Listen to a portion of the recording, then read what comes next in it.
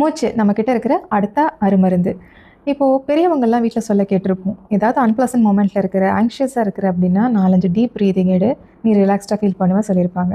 தெரப்பிஸ்ட்டும் இதை தான் சொல்லுவோம். பட் நாளடைவில் திரும்பி திரும்பி ஒரே அட்வைஸை எல்லாருமே சொல்லும்போது நமக்கு அது ரொம்ப போரிங்கான ஒரு பீஸ் ஆஃப் அட்வைஸாக தெரியும். இந்த அட்வைஸை நம்ம எப்படி எடுத்துக்கிட்டோம்னா, சகிப்புத்தன்மைக்கு ஒரு சேலஞ்சிங் மொமெண்ட்டாக வச்சுருக்கோம். யாராவது நம்மளை ரொம்ப இரிட்டேட் பண்ணால், நம்மளால் திரும்பி பேச முடியாது அப்படின்னா, வேறு வழி இல்லாமல் ஒரு பெருமூச்சு இழுத்து விட்டுட்டு போயிட்டே இருப்போம். நம்ம யூஸ்வலாக ஷாலோ ப்ரீதிங் தான் பண்ணுறோம். ஒரு டீப் பிரெத்துங்கிறது ஒரு டெலிபரேட்டான slow inhalation that engages diaphragm to fill the lungs from the bottom up. நம்மளோட நுரையீரல் சுவாசிக்க நல்லபடியாக காற்றை உள்வாங்கி வெளியேற்றுறதுக்கு நம்ம டயஃப்ரம் உதரவிதான பகுதிங்கிற ஒரு ஆர்கன் இருக்கும், அதை யூஸ் பண்ணுவோம்.